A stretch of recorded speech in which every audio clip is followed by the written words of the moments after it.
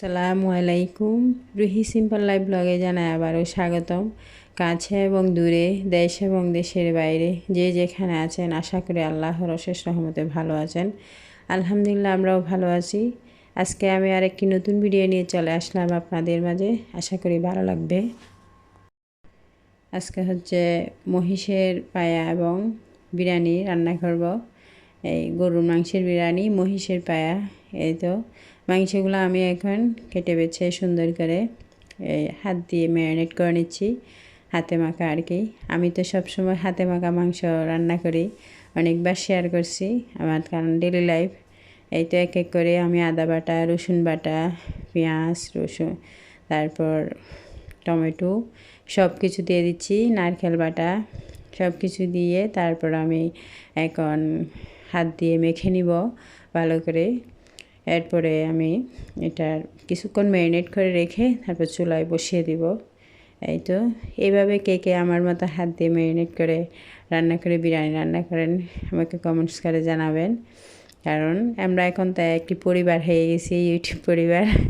আগে একটা ছিল পরিবার, এখন হচ্ছে আরেকটা নতুন পরিবার আমরা পেয়েছি।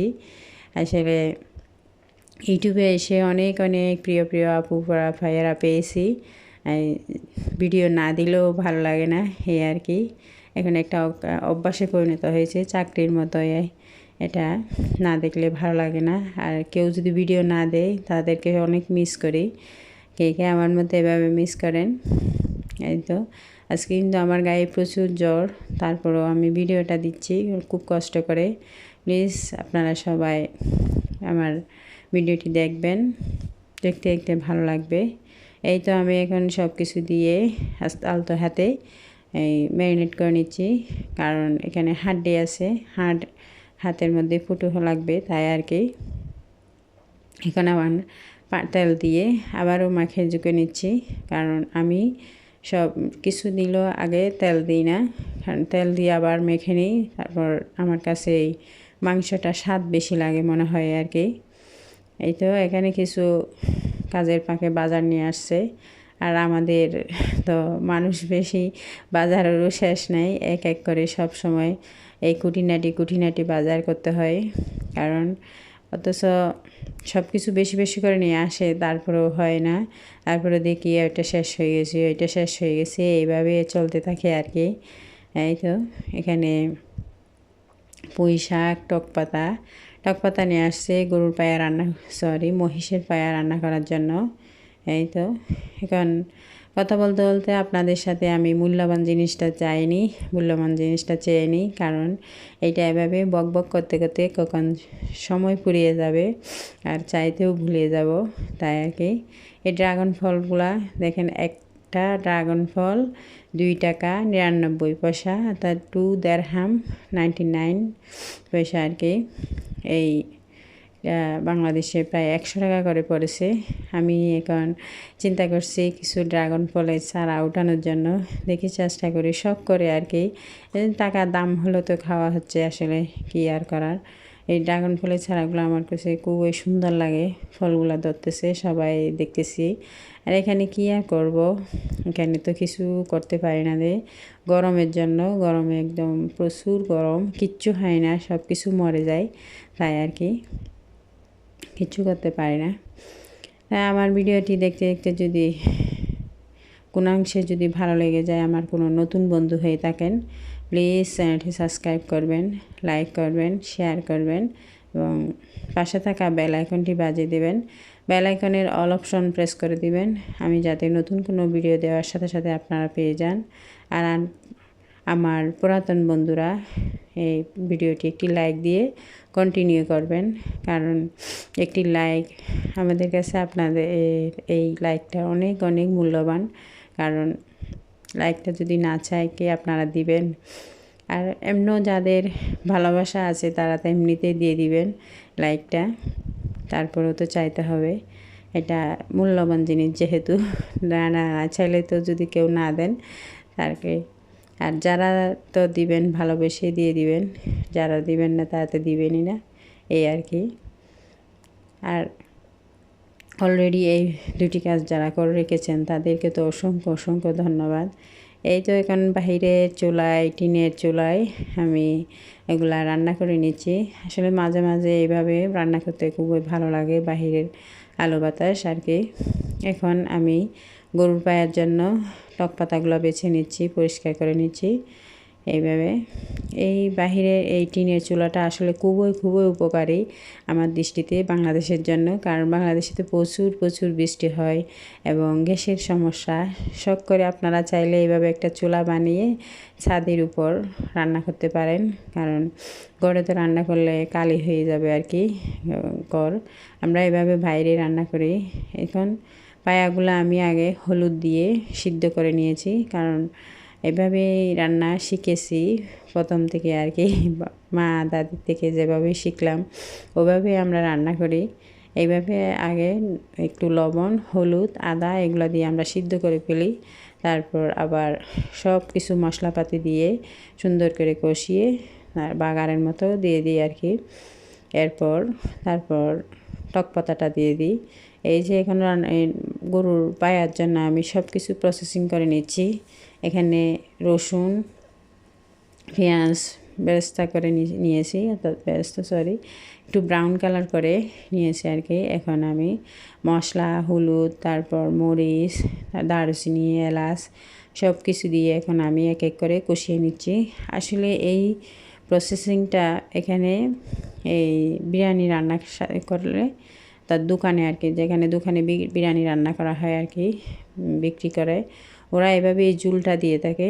ঝুলটা খুবই মজা লাগে, খারাপ না, ভালোই হয় ভাতের সাথে। এক্সট্রা আর ঝুল বিক্রি করে না আর কি, এটা ভাতের সাথে ফ্রিতে দিয়ে দিই। তো এই প্রসেসে আমি এই গরুর পায়ার মশলাটা কষিয়ে তারপর আমি গরুর পায়ার মধ্যে দিয়ে দিব। এই তো এক এক করে আমি কষিয়ে নিচ্ছি। আমার কথার মাঝে যদি কোনো ভুল ত্রুটি হয়ে থাকে প্লিজ আমাকে ক্ষমার দৃষ্টিতে দেখবেন, এটা আমার অনুরোধ, বিশেষ অনুরোধ করছি, আপনারা আমাকে ক্ষমার দৃষ্টিতে দেখবেন। এখানে আমি সব কিছু দেওয়ার পর টক দই দেওয়া হয়নি, টক দইটা দিয়ে দিচ্ছি। আর গরুর পায়ে আমাদের ফ্যামিলিতে একটু টক খেতে ভালো পছন্দ করে, তাই এই টক পাতা অথবা লেবু অথবা বেলুম্বা বলে থাকি আমরা, বেলুম্বা এগুলা দিয়ে এই গরুর পায়াটা রান্না করি।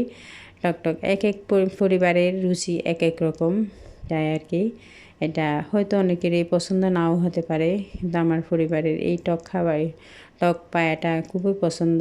টক খেতে পছন্দ করে, টক করে রান্না করি আমরা। অর্থাৎ ছোটোবেলা থেকে আমরা এভাবেই খেতে দিয়ে গেছি, বা এখানে আসার পরেও হোটেলেও আমরা অনেকবার গরুর পায়া খেয়েছি, বিরিয়ানির সাথে বলেন, রুটির সাথে বলেন খেয়েছি, কিন্তু এভাবেই টক খেয়ে দিয়ে থাকে ওরা। এই তো এখানে টক পাতাগুলো রয়েছে, এখন ধুয়ে নিচ্ছি এই এক এক করে। এভাবে অল্প করে ধুলে বালি লাগে না আর কি, তাই আমি অল্প করে নিয়ে নিচ্ছি টক পাতা। মনে করছিলাম বেশি হবে, আসলে বেশি হয় নাই, বরাবরই হয়ে গেছে। এই তো আমার এই ঝোলটা আর কি গরুর পায়ার। এখানে আমি এখন এলাচ, দারুচিনি, তেজপাতা, শুকনো মশলাগুলো দিতে ভুলে গিয়েছি, গোলমরিচের তারপর লঙ্কা এগুলো আর কি সব কিছু দিয়ে দিচ্ছি। দিয়ে এখন ভালো করে কষিয়ে তারপর গরুর পায়ের সাথে দিয়ে দিব। এখন আমি ভাতটা দিয়ে দিচ্ছি বিরিয়ানির জন্য। এই বিরিয়ানির ভাতের মধ্যে আমি এখানে টক দইটা দিয়ে দিছি। বিরিয়ানিটা খারাপ হয় নাই, ভালোই হয়েছে। আমি এখানে একটা প্রসেসিং করেছি, একটু লবণ বেশি হয়েছিল মনে হয়েছিল বিরিয়ানিতে। তো বিরিয়ানিতে রান্না হয়ে গেছে, এখন কিভাবে লবণটা কমিয়েছি এই একটা টিপস। আসলে আন্দাজে ডিল মারলাম, কাজ হয়ে গেছে। এখানে আমি দিয়ে দিছি হচ্ছে 2 চামচ চিনিটা দিয়ে ভালো করে যখন নেড়ে ছেড়ে দিয়েছি, এই লবণটা কমে গিয়েছে। তাই দেখলাম কাজে আসছে, আন্দাজে ঢিল মারলাম, এই ডিলটা পড়ে গেছে ঠিকভাবে। চাইলে আপনারাও এই টিপসটা ফলো করতে পারেন। এখন আমি মাংসটা দিয়ে দিছি, দিয়ে ভাতের সাথে রান্না করে নিচ্ছি। আমি ভাতটা হাফ বয়েল করে নিই, বিরিয়ানির ভাতটা।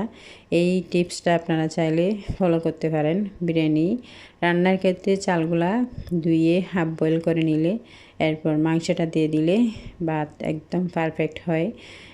কিছু চাল বা কিছু ভাত বা কিছু ভর্তা এভাবে হয় না আর কি, একদম সুন্দর পারফেক্ট ঝরঝরে ভাতটা হয়।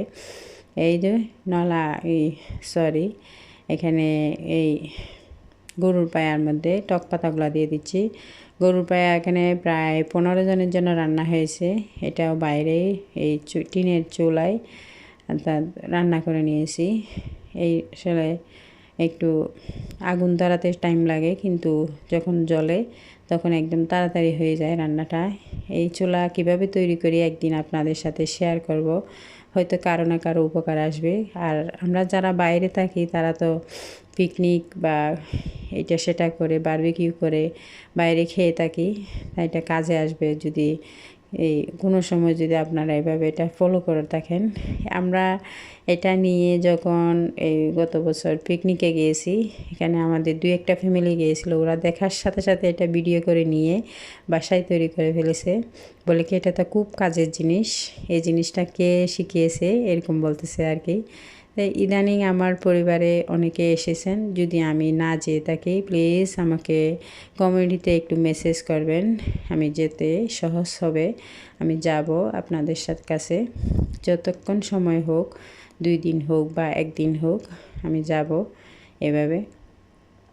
আমরা কারণ একে অপরের সাথে চলতে হবে, থাকতে হবে, এটা হচ্ছে আমাদের ইউটিউবের নিয়ম। তো এই নিয়ম অনুসারে যদি আমরা না চলি তাহলে ইউটিউবে কীভাবে বা থাকবো। তো এইটা অনুসরণ করে আমি সবার পাশে থাকতে চেষ্টা করি। কতটুকু থাকতে পেরেছি বা আছি তা একমাত্র আল্লাহ তাআলা জানে, আমি জানি না। আর আমি সবার ভিডিও ফুল ওয়াচ করি, প্লিজ সবাই আমার ভিডিওটা ফুল ওয়াচ করবেন। আর আমার প্রিয় প্রিয় আপু ভাইয়েরা যারা আছে তারা তো ফুল ওয়াচ করেই দেয়, বলতেই হয় না এটা আর কি। এই যে এটা এর পরের দিন হচ্ছে খেয়ে দিয়ে গরুর পায়ে এতটুকু ছিল, আমি এটা এখন রুটি দিয়ে খাওয়ার জন্য নিয়ে নিয়েছি। অ্যারাবিয়ান ব্রেড দিয়ে এখন আজকে বিকালের নাস্তাটা সেরে নিব ওই জল দিয়ে। কিছু চিতই পিঠা বানানোর চিন্তা ছিল, কিন্তু গায়ে জ্বর, তাই তৈরি করি নাই আর কি। কারণ চিতই পিঠা তৈরি করতে হলে তো চুলার পাশে বেশিক্ষণ থাকতে হবে, আমার গরম লাগবে, ওই চিন্তাটা করে আবার প্ল্যানটা ঘুরিয়ে ফেলেছি। আসলে আমাদের গৃহিণীদের তো এই কাজ, এভাবে না ওইভাবে, এইভাবে না ওইভাবে, এইভাবে একটা প্ল্যান করে কোনো রকমে চালিয়ে দেওয়া। এই তো ব্রেডগুলো আমি খুলে নিয়ে নিয়েছি পলি থেকে, এখন খেয়ে নেব। সকলের সুন্দর ভবিষ্যৎ ও সুস্বাস্থ্য কামনা করে এবং সকলের সন্তানের প্রতি দোয়া ও ভালোবাসা রেখে অসুস্থদের সুস্থতা কামনা করে আজকের মতো এখানেই বিদায় নিচ্ছি।